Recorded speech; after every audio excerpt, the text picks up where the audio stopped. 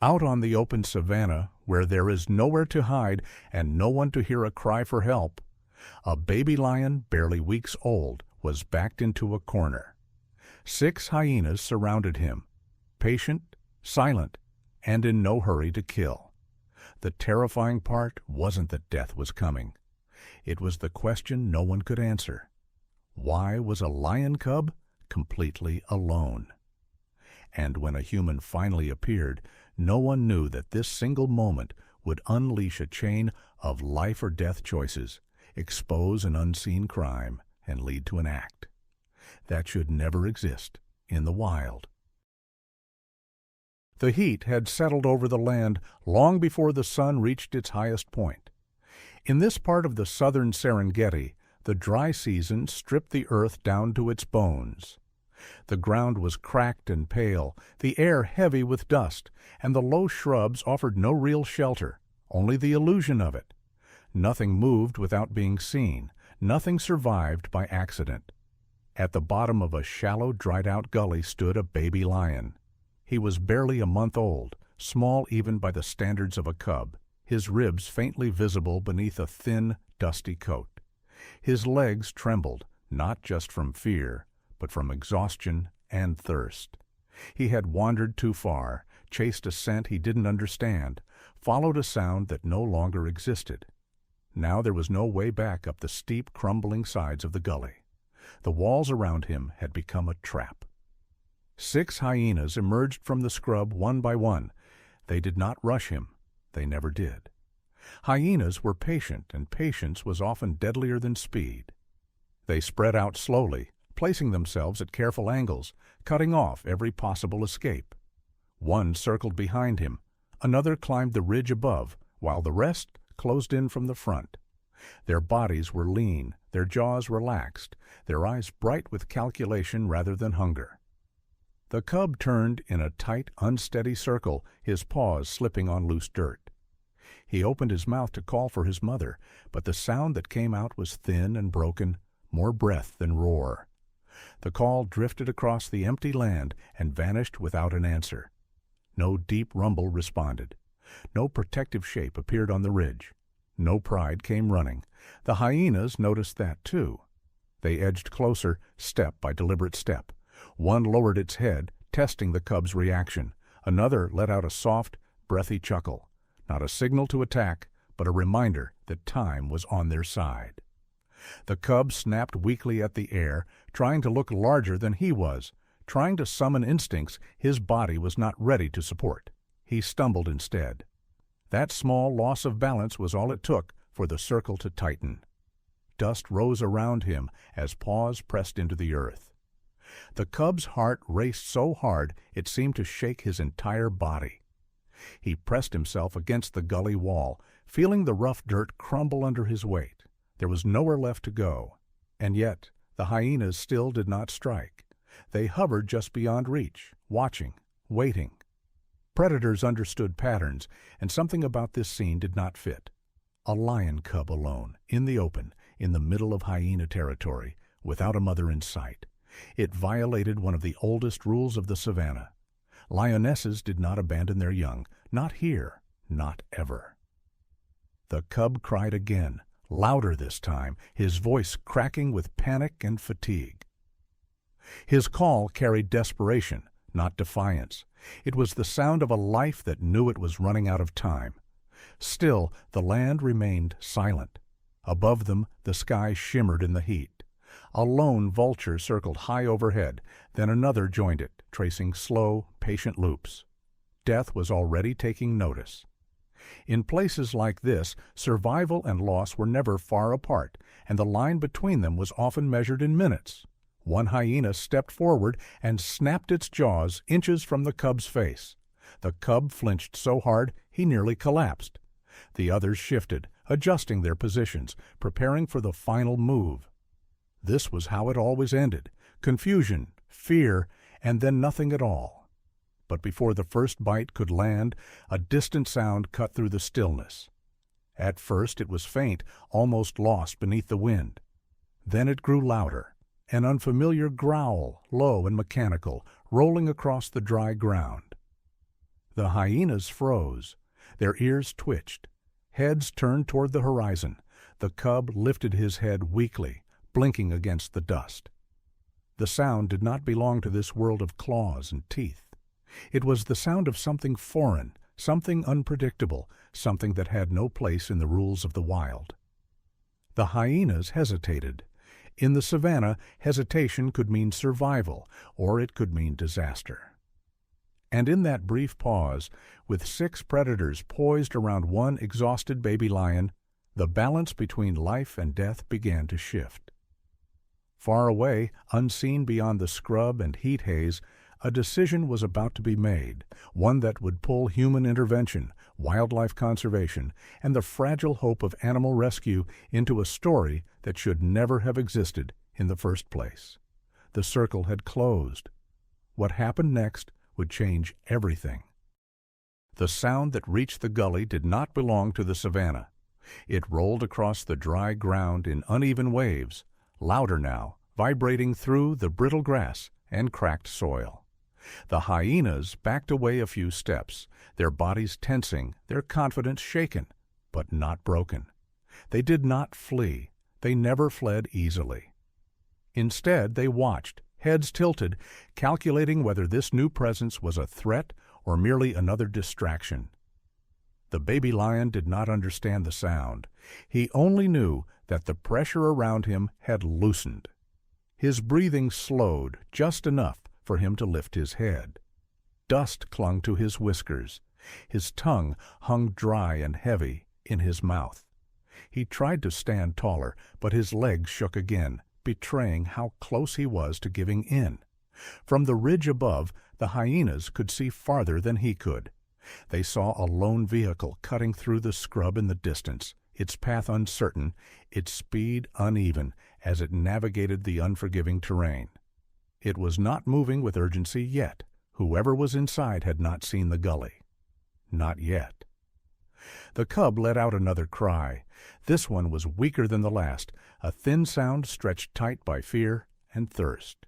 It drifted upward, carried by the heat, brushing past the ears of predators who knew exactly what it meant. A cub calling for its mother was not unusual. A cub calling without an answer was. In the wild, absence spoke louder than any roar. The hyenas circled wider now, creating space while maintaining control. One sat back on its haunches, watching the cub with unsettling calm. Another scraped a paw against the dirt, testing the ground, impatient. They were not afraid. They were waiting to be certain. Because a lion cub alone made no sense. Lionesses were relentless mothers. They moved their cubs under cover of darkness, hid them in tall grass, defended them with their lives. Even injured, even starving, a lioness did not simply vanish. The savannah ran on instincts older than memory, and this scene violated every one of them. Somewhere nearby, something had gone wrong. The cub staggered forward a step, then another, trying to climb the sloped wall of the gully. The dirt gave way beneath his paws. He slid back down, landing hard on his side. Pain flashed through his small body, but he barely reacted. Pain had become background noise. Hunger and thirst were louder now. He pressed himself against the earth, too tired to move, too afraid to stop breathing. Above him, the vultures tightened their circles. The vehicle drew closer, its engine now unmistakable. The hyenas turned their attention fully toward the sound. One let out a sharp warning bark, low and abrupt. The others responded instantly, shifting position, retreating toward the brush, but never fully leaving the clearing. They melted into the landscape with practiced ease, their mottled coats blending into the dry grass and shadow. They would wait. The cub lay still, chest rising and falling in shallow bursts. His eyes followed the movement at the edge of his vision, tracking shapes he could barely focus on anymore. He had reached the point where instinct began to dull, where the body, overwhelmed, started to surrender. Then the vehicle stopped. A door opened. Boots hit the ground. A human voice carried across the gully, low and cautious, speaking into a handheld radio. The cub did not recognize the words, but the tone was different from the sounds of predators. It did not trigger panic. It triggered confusion. The man approached slowly, careful not to startle whatever he might find. He was young, his movements hesitant, his posture tense with awareness. He had been trained for moments like this, trained to assess risk, trained to protect both wildlife and himself. But training did not erase doubt, not when the savannah presented something that should not exist. When he reached the edge of the gully and looked down, he stopped cold. A baby lion lay at the bottom, alone. For a long moment, the man did not move. He scanned the surroundings instinctively, searching for the unmistakable shape of a lioness, the flicker of a tail, the glint of protective eyes. There was nothing. Only heat, silence, and the faint rustle of grass disturbed by something just out of sight. This was not an animal rescue scenario outlined in any manual. This was a liability, a risk assessment nightmare, a moment where wildlife conservation collided with raw instinct. Intervening could save a life. It could also provoke a response from predators, or worse, from an unseen mother. The man swallowed hard. He took a step closer. The cub lifted his head. Their eyes met, and something shifted. The cub did not snarl. He did not retreat. He did not try to hide. Instead, he let out a small, broken sound and dragged himself forward, inch by inch, toward the only solid shape in his world. It was not trust. It was necessity, the kind of decision made when there were no others left. The man felt it then, a tightening in his chest he hadn't expected. He had spent his career learning to keep distance, to observe, to avoid emotional interference. But standing there, watching a life on the edge of collapse, theory dissolved into reality. Behind him, the land remained watchful. The hyenas were still there. He could feel them, even if he couldn't see them. They were patient, professional, insured by the rules of nature that so often favored predators over mercy. And they would return the moment he turned away. The cub reached his boot and pressed his head weakly against it. The contact was brief, feather-light, but it carried a weight that no training could prepare him for. This was not an act of affection. It was a plea. The man exhaled slowly. He keyed his radio again, voice steady despite the pounding in his chest. He reported what he had found, requested guidance, calculated distances and response times. The answers came back clipped, cautious, bound by protocol and liability. Backup would take time the cub did not have. The sun continued its slow climb. The heat intensified.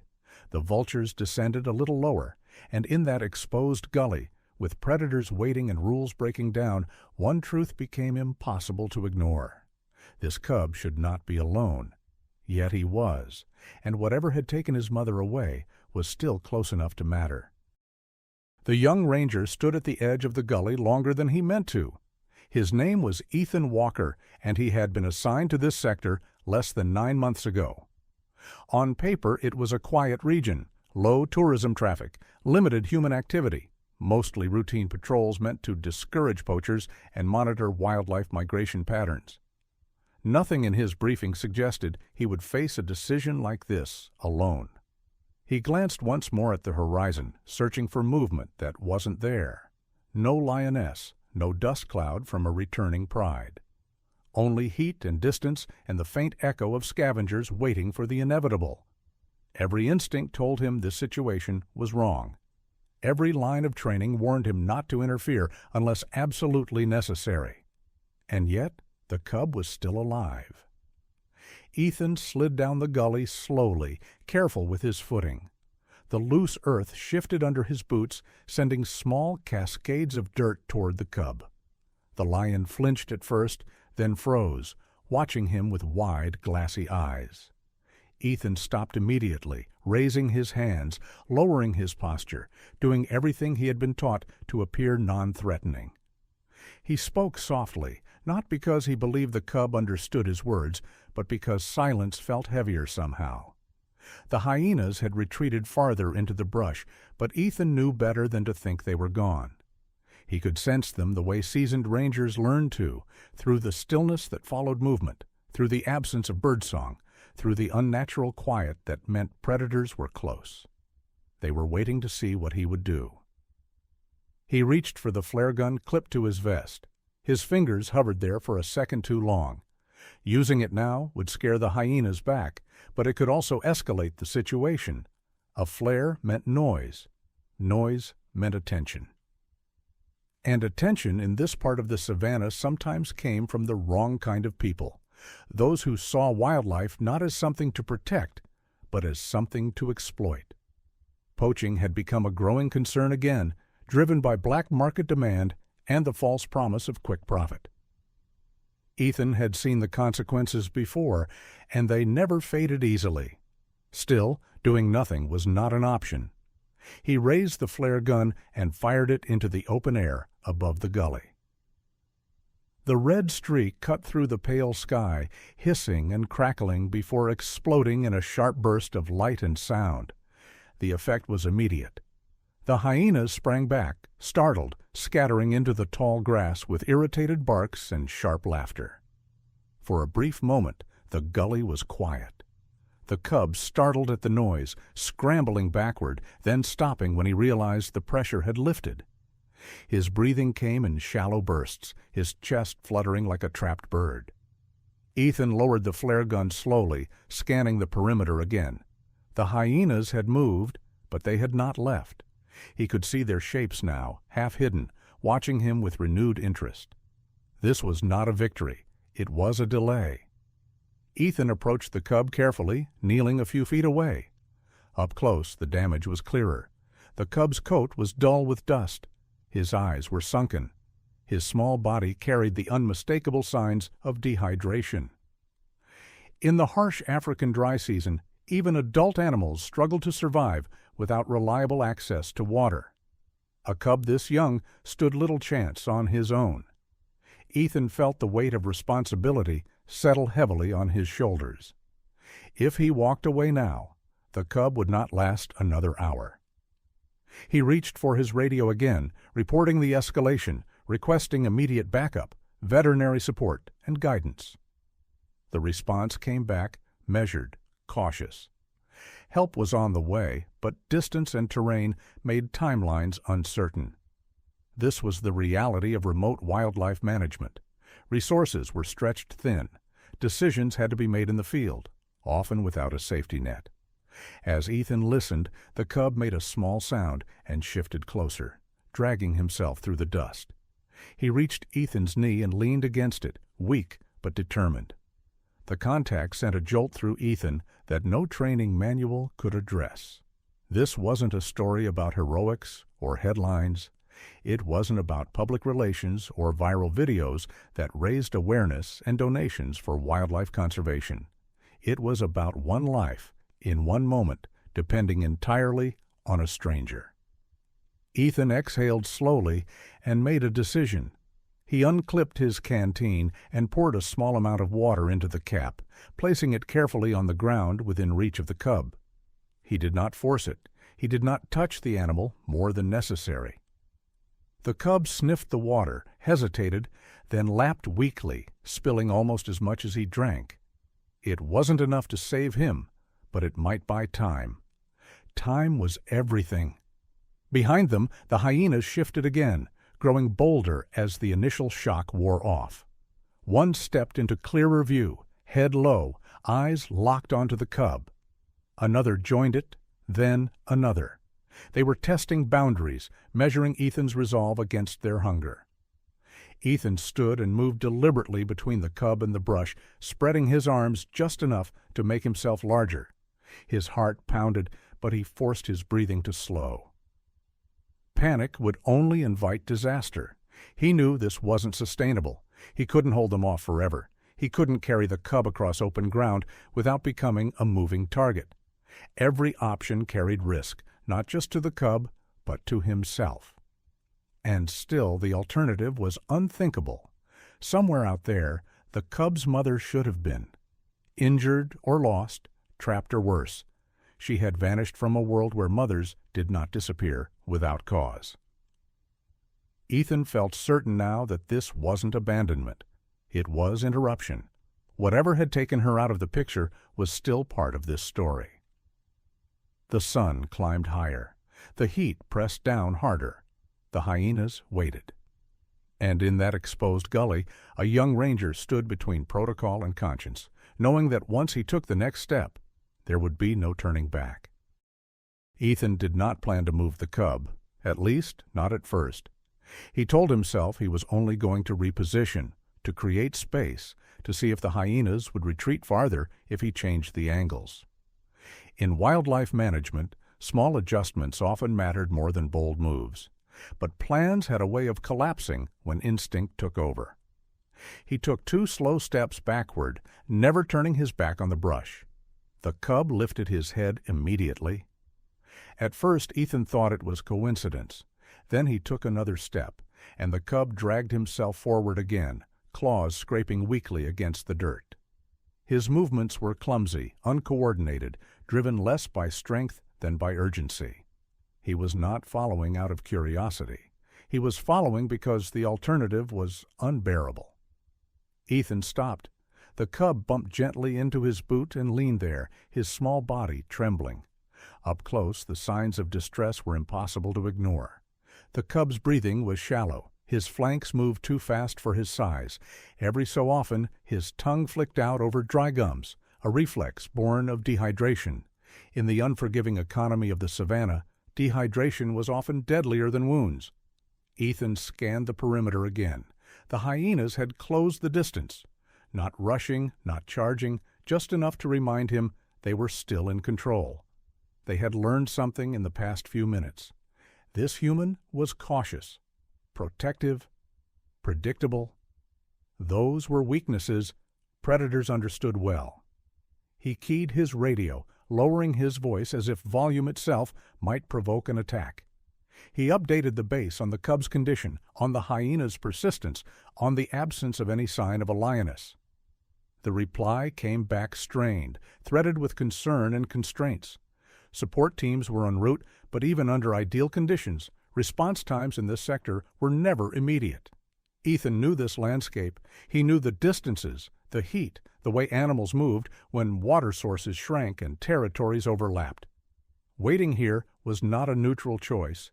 It was a decision that favored the hyenas. The cub made a soft sound, barely audible, and shifted closer again. That was when Ethan realized something that unsettled him more than the predators ever could. The cub was no longer looking past him, no longer searching the horizon for his mother. His focus had narrowed. In his exhausted mind, the concept of safety had condensed into a single shape. Ethan. It was not trust. It was dependence. And it carried a weight that pressed hard against Ethan's chest. He rose slowly to his feet, adjusting his stance, keeping himself square between the cub and the brush. He took another step back, this time toward firmer ground. The cub followed, slipping once, then correcting himself, stubborn in his refusal to be left behind. The hyenas reacted immediately. 2 stepped forward. 1 snapped its jaws in warning. The sound cracked through the air like dry wood breaking.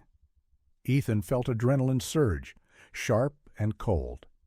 He raised his arms wider now, his body language deliberate, asserting space he did not truly own. "Easy," he muttered, more to himself than to them. He fired another flare, not close, not aggressive, but enough to remind the hyenas that he could still disrupt their plans. They retreated again, irritated, pacing the edges of the clearing with renewed agitation. The delay bought him minutes, not safety. Ethan made the decision then. He could not stay in the gully. The walls limited movement. The terrain favored the hyenas. If night came here, it would be over. He needed elevation, visibility, a route that forced the predators to reveal themselves. He turned and began to walk, not fast, not slow. A steady pace that did not trigger pursuit. He moved diagonally across the clearing, away from the gully, toward a stretch of open ground where the grass thinned and the earth hardened. Every step felt calculated, balanced on the edge of escalation. The cub followed without hesitation.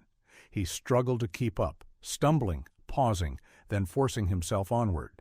Once he collapsed entirely, his legs folding beneath him. Ethan stopped immediately, heart hammering, crouched down, ready to defend. The cub lay still for a second too long. Then he pushed himself up again. Ethan swallowed hard. He wanted to pick the cub up. Every instinct screamed for it. But lifting a lion cub in open territory carried its own risks. It would slow him down. It would mark him as prey in the eyes of predators who respected strength but attacked vulnerability. And if a lioness did appear, seeing her cub in human arms could trigger an irreversible response.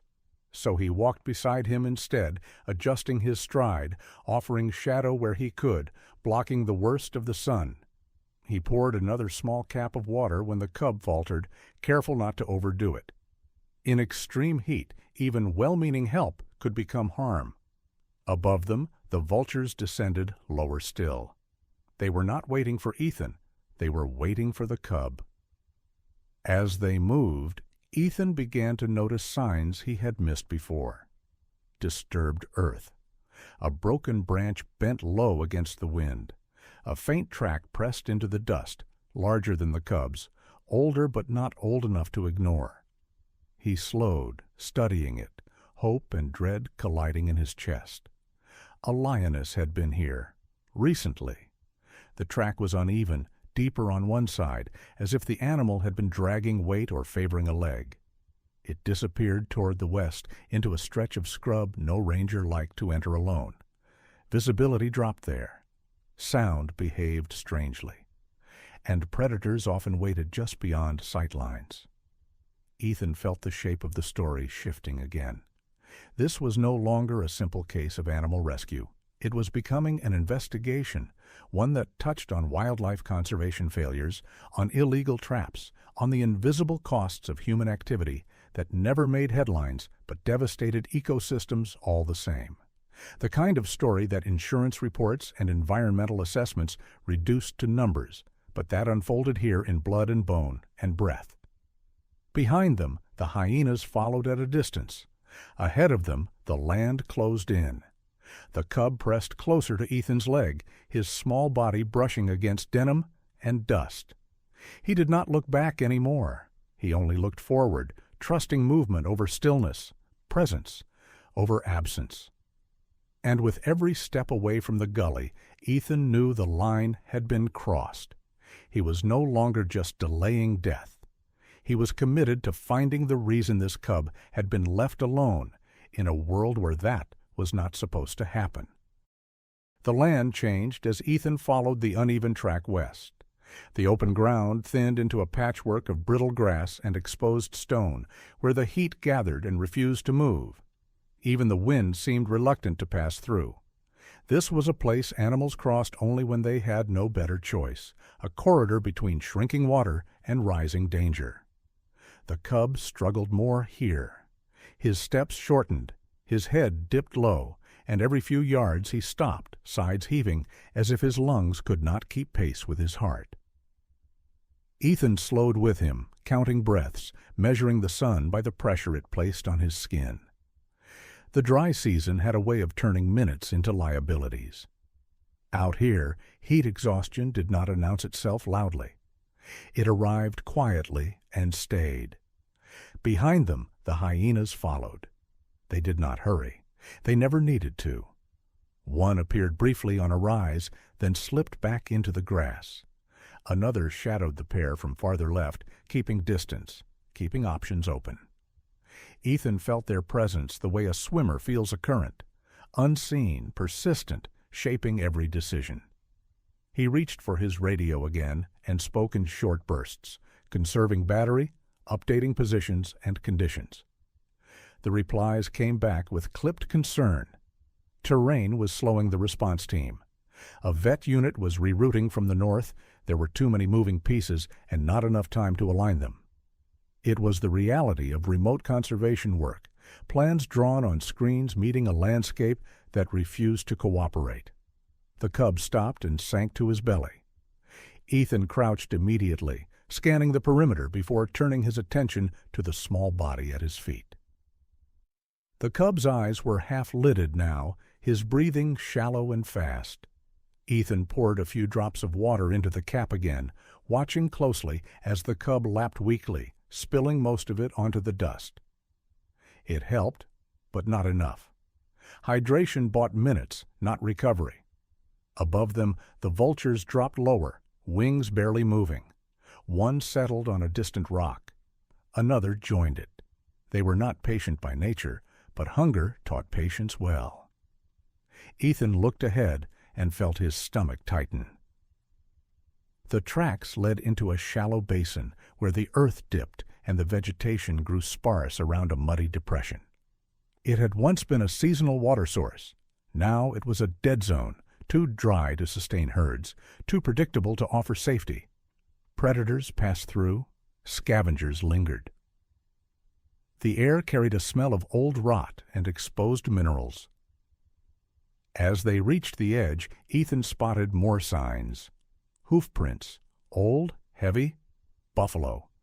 The tracks overlapped with smaller ones, jackals, antelope, something dragged.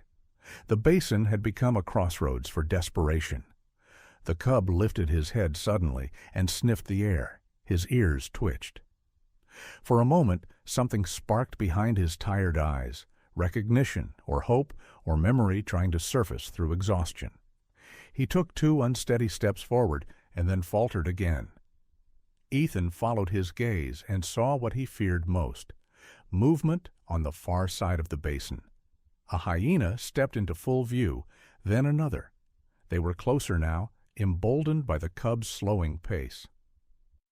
One let out a low, rattling laugh that rolled across the hollow. It was not a challenge. It was a countdown. Ethan shifted his stance and raised his arms, angling his body to block the cub from view. He fired a flare low and wide, not at the animals, but across their path. The flash bought him space. The hyenas retreated a few yards, annoyed, reassessing. Ethan knew the pattern. Each deterrent lost effectiveness with repetition. He could not keep doing this. He scanned the basin again, forcing himself to think beyond the immediate threat. The uneven lioness track was clearer here, pressed deeper into the soft earth near the depression. It veered south, skirting the basin's edge, avoiding the center. The track told a story, one of pain, of weight shifted off one side, of urgency mixed with weakness. Ethan felt the weight of it settle in his chest. If the lioness was injured, she would have avoided open ground. She would have sought cover, shade, anything that offered a chance to rest without being seen. The track pointed toward a stretch of thorn scrub that rangers avoided, unless necessary. Visibility dropped there to a few yards. Sound bounced unpredictably. And if something went wrong, help would not arrive in time. Ethan looked down at the cub. The cub looked back, blinking against the light. He took a step toward the scrub without hesitation, driven by a scent or a memory Ethan could not access. It was not logic. It was instinct, raw and persistent. Behind them, the hyenas closed the distance again. The sun had begun its slow descent, the light sharpening, shadows lengthening. Night would not fall for hours, but the shift was already underway. In low light, the balance of power would tip decisively. Hyenas owned the dark. Ethan felt the urgency spike. He had to move, and he had to choose. He angled his path toward the scrub, keeping his pace measured, never turning his back. The cub followed, stumbling twice, refusing to stop. Once more, he collapsed. This time, Ethan crouched and placed a steadying hand near the cub's shoulder, not gripping, not lifting, just anchoring him long enough to breathe. The contact was brief, necessary. The hyenas reacted with a sharp bark and surged forward a few steps before stopping again, testing the invisible boundary Ethan maintained with posture and noise. It was a fragile line, drawn with confidence more than force. As they entered the edge of the scrub, the world narrowed. Branches clawed at Ethan's sleeves. The air cooled slightly under shade, carrying the scent of dry leaves and old blood. Somewhere nearby, insects buzzed, and a bird took flight in a sudden burst. Ethan's radio crackled softly at his hip, a reminder that systems and support existed, even if they were far away. He thought briefly of the reports he would have to file, the insurance claims and risk assessments that would reduce this moment to bullet points. He pushed the thought away. This was not paperwork. This was a life balanced on a thin line between exhaustion and survival, between predators and a mother who should have been here by now. The cub pressed close to Ethan's leg, his small body brushing against him as if memorizing the shape. He did not look back. He did not cry out any more. He saved what little strength he had for moving forward. And as the scrub closed around them and the hyenas lingered at the edge of sight, Ethan understood the truth of the place they had entered. This was not just a dead zone. It was where stories ended or changed forever. The thorn scrub thinned as abruptly as it had begun. Ethan stepped out into a wide basin of stone and sun-bleached grass, where dark rock formations rose like broken teeth from the earth. The air felt different here, older, heavier, charged with presence. He knew this place. Rangers marked it as a boundary zone, a natural corridor where territories overlapped and mistakes were punished without hesitation. The cub sensed it before Ethan did. His head lifted, ears pricked forward, body tensing with a sudden spark of energy that had been absent for hours. He inhaled deeply, then let out a thin, hopeful sound that caught in his throat. It wasn't a call of fear. It was recognition. Ethan followed the cub's gaze. Movement rippled across the rocks. A shape emerged, then another, sleek, powerful, unmistakable. Lionesses stepped into view, their coats catching the light, eyes sharp and assessing. They moved with quiet authority, spreading slightly, forming a loose arc that mirrored the hyena's circle from earlier, but carried none of their nervousness. For the first time since the gully, hope surged so fast it made Ethan dizzy. The cub surged forward, stumbling, then finding his footing, propelled by instinct and a strength he did not know he still had. He crossed half the distance before Ethan could react, a small body racing toward salvation. The response was immediate and devastating. A lioness snapped her head toward him and let out a low, thunderous growl that rolled across the basin.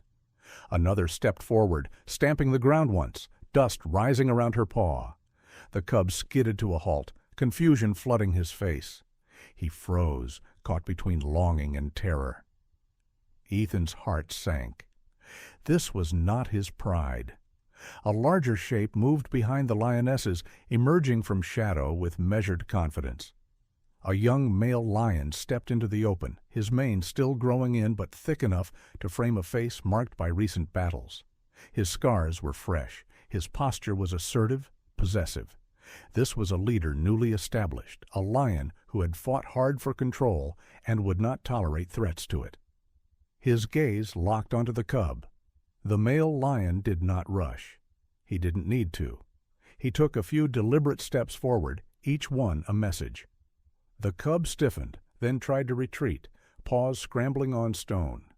The lion's eyes flicked briefly to Ethan, then back to the cub, calculating distances, weighing risks. Ethan moved without thinking. He stepped forward and spread his arms, placing himself squarely between the cub and the approaching lion. He did not shout. He did not raise his weapon. He stood still, making himself visible, unavoidable. His pulse thundered in his ears, but his feet held firm.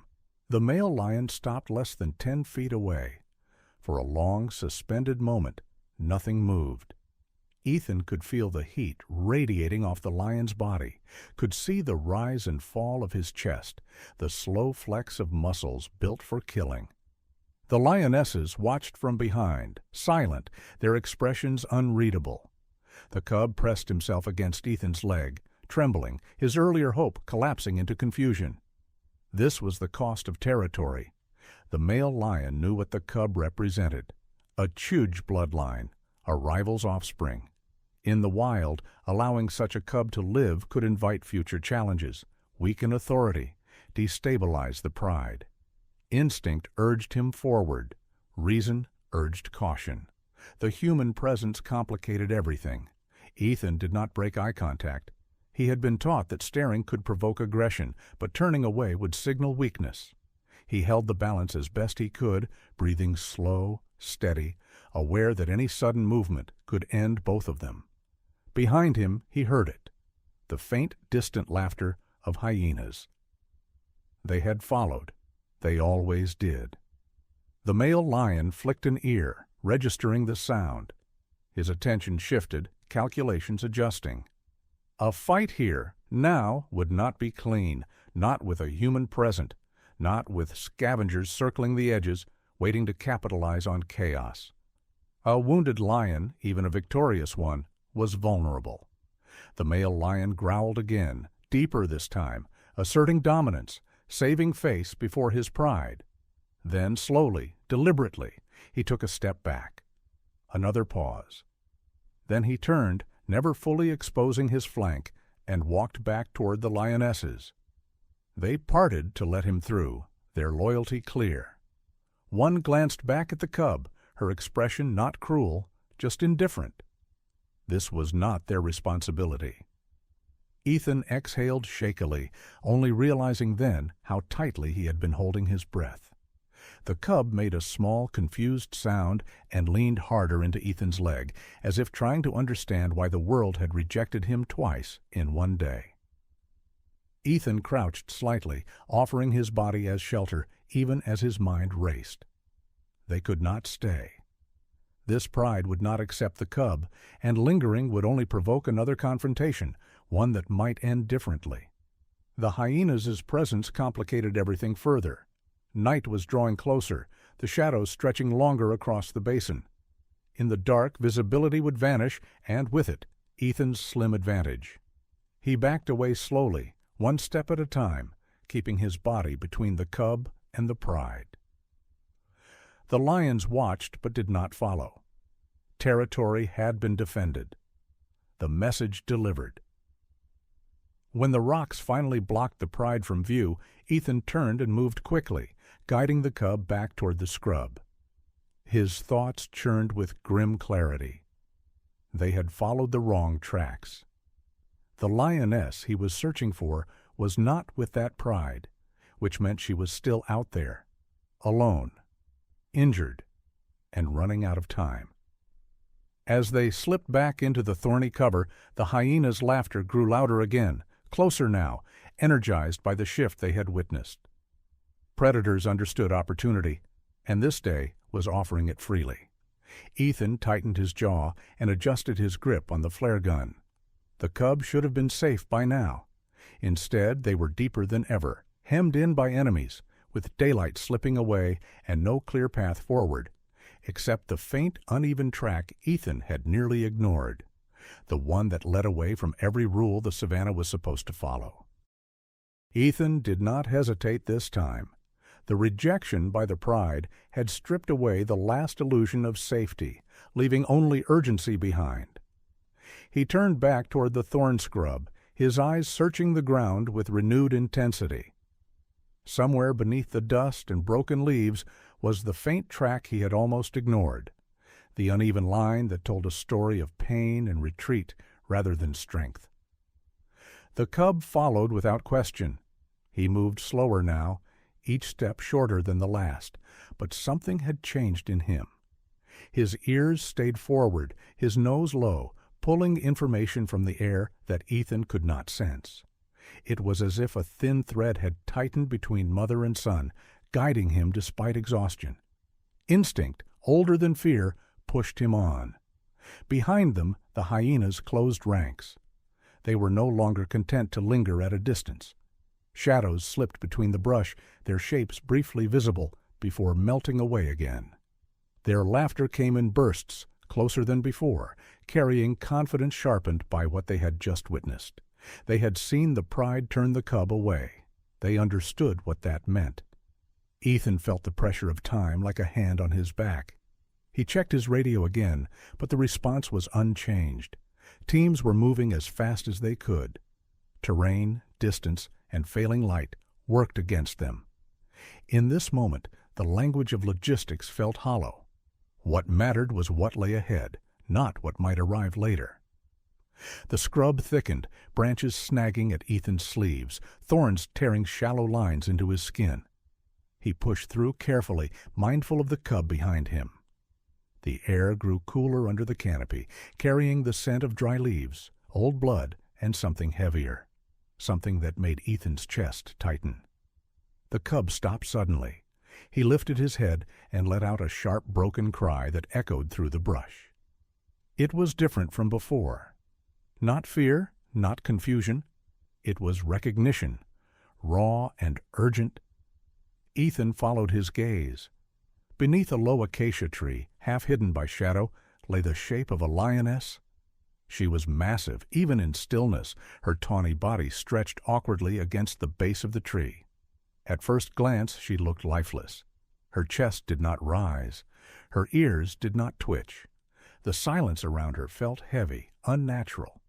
The cub broke into a clumsy run, stumbling over roots and stones, calling out as he went. He reached her side and pressed his small body against her neck, nudging, pawing, pleading. His cries grew louder, more frantic. The lioness did not respond. Ethan's heart sank. He moved quickly but cautiously, scanning the surroundings before kneeling beside her. He placed 2 fingers against her neck, feeling for movement, for warmth, for anything that suggested life still lingered. Then, faintly, impossibly, he felt it. A pulse, weak, irregular, but there. Relief surged through him, sharp and dizzying. The lioness stirred, her head lifting just enough for her eyes to open halfway. They were cloudy, unfocused, rimmed with exhaustion. Her breathing came in shallow, labored pulls that rattled softly in her chest. The cub cried out in joy and pressed closer, burying his face against her mane. The lioness let out a low sound, barely audible, but unmistakable. It was the sound of recognition, of relief held back by pain. Ethan's gaze dropped to her hind leg. The metal glinted dully in the fading light. A steel snare was cinched tight around her limb, its cable buried deep into flesh where repeated struggles had only worsened the damage. Blood had dried dark against her fur. The snare was anchored to the tree, twisted and unforgiving, a silent instrument of suffering left behind by people who would never see the consequences of their actions.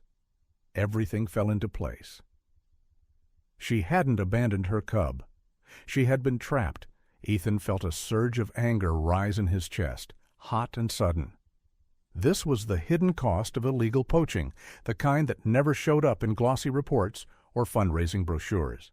It was the kind that turned conservation into crisis management, that forced impossible choices in the field. He had read about cases like this in environmental impact assessments and wildlife insurance briefings, numbers on paper, probabilities calculated for loss. Standing here, those abstractions felt obscene. The hyenas laughed again, closer now. Ethan looked up sharply. Shapes moved at the edge of the clearing, their eyes reflecting faintly in the dimming light. They had followed the scent of blood, the sound of distress, the promise of an ending they expected to claim. Ethan reached for his radio and called for immediate veterinary support, his voice tight but controlled. He gave coordinates, described the snare, the condition of the lioness, the proximity of predators. The response came back urgent now, voices overlapping, plans shifting. Help was coming, but darkness was coming faster.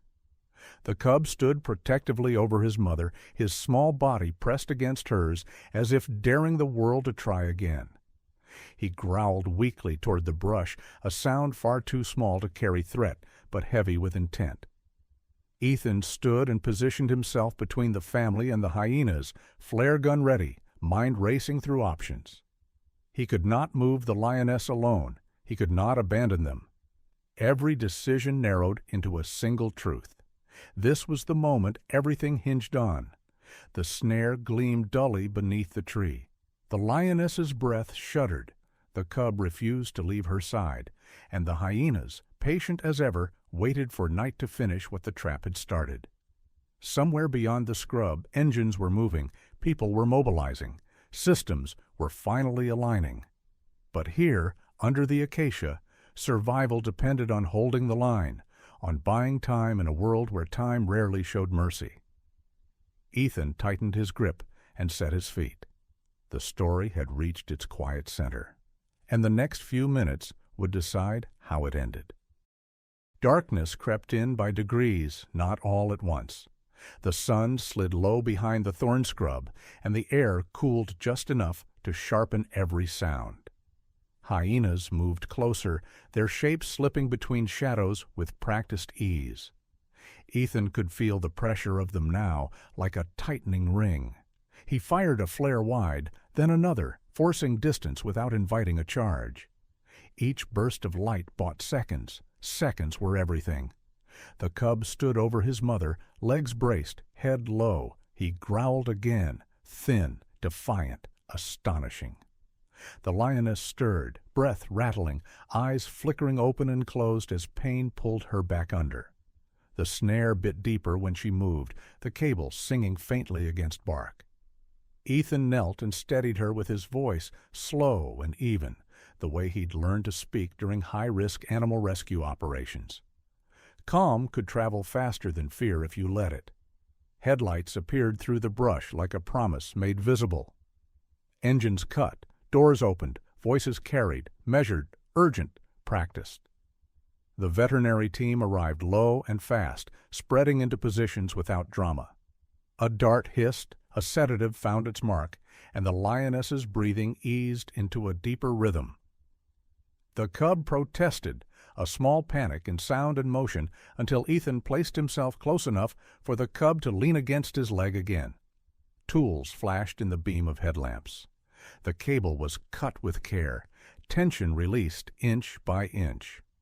When the snare finally fell away, the sound was barely audible, a soft metallic drop that seemed too small to end so much suffering. Blood was cleaned, fluids were started, antibiotics followed. The lioness's chest rose more evenly now, strength finding a foothold where moments ago there had been only collapse. The hyenas lingered at the edge of light, confused by the sudden order imposed on chaos. When another flare burst, brighter than the rest, they finally drifted back into the dark, laughter thinning until it vanished entirely. Time stretched, then softened. The cub nosed his mother's neck, gentler now, careful. She responded with a low sound that vibrated through him, through the ground, through everyone standing close enough to hear it. When the sedative wore down, her eyes focused, found her cub, and held him there. She lifted her head just enough to draw in his scent, long and deep, as if anchoring the moment in memory. Her tongue rasped once across his face. The cub pressed closer, and for the first time all day he rested. They stayed until the sky paled again. Weeks passed before Ethan returned.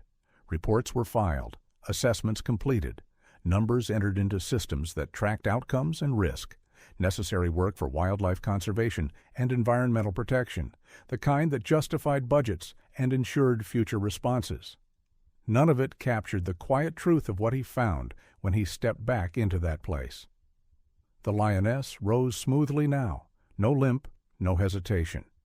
The cub bounded ahead of her, stronger, louder, unmistakably alive. He ran to Ethan and pressed his nose against Ethan's knee, then his hand, the contact brief and familiar. Ethan laughed once, surprised by it. The lioness approached last. She stopped a few steps away and lowered her head, not in submission, not in fear, but in something that felt deliberate. It was a gesture that did not belong to the wild and yet existed there, undeniable. Gratitude without words. Recognition without claim. Ethan felt his eyes sting. He had worked this land long enough to know what should and should not happen. Predators did not think. The savannah did not pause. And yet, here it was, a moment that defied rules written by habit and expectation, a reminder that the lines between human intervention and nature's course were thinner than anyone liked to admit. The lioness lifted her head, met his gaze once, and turned away. The cub followed, then hesitated, then followed again. Together they moved into the grass, their shapes merging with the color of the land until distance erased detail and heat took over. Ethan stood alone in the morning light, the echoes of the night still close enough to feel. Some stories ended with loss, others ended with balance restored. This one ended with a quiet understanding that in a world shaped by scarcity and pressure, survival sometimes hinged on unlikely choices, on people showing up, on systems working just well enough, and on mercy finding a place where it was never supposed to exist. The savannah reclaimed its silence, and somewhere beyond sight, a mother and her cub walked on.